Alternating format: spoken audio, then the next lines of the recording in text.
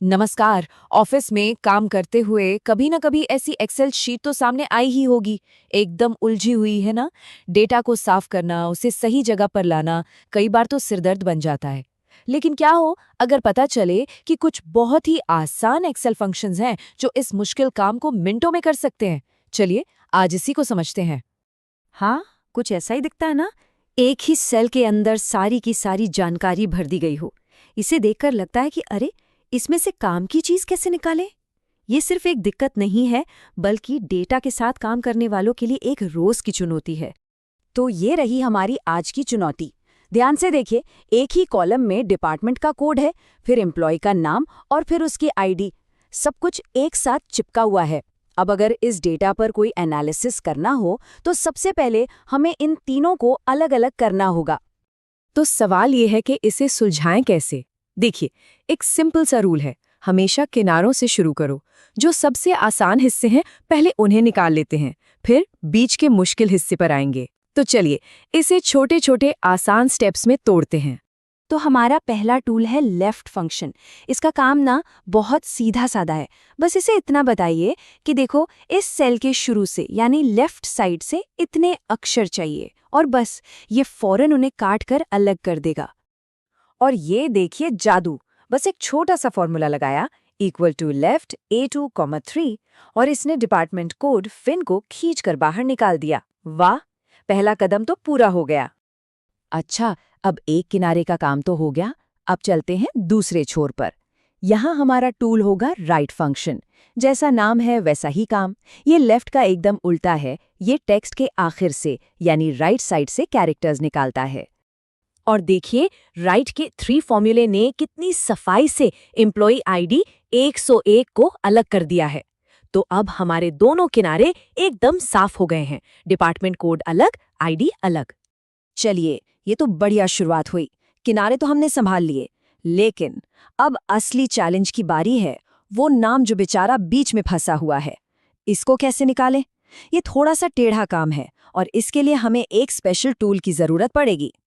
और वो special tool है MID फंक्शन। ये फंक्शन बना ही बीच में से टेक्स्ट निकालने के लिए है। आपको बस इसे 2 बातें बतानी है, कहाँ से उठाना शुरू करना है और वहां से कितने अक्षर उठाने हैं। और ये रहा नतीजा। MID 5,7 फॉर्मूले से हमने नाम को भी बाहर निकाल लिया। तो अब देखिए, डिपार्टमेंट, नाम और आईडी तीनों अपने अपने कॉलम में एकदम सलीके से आ गए हैं।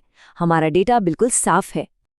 आगे बढ़ने से पहले एक और बहुत काम के फंक्शन से मिलते हैं, लेन फंक्शन।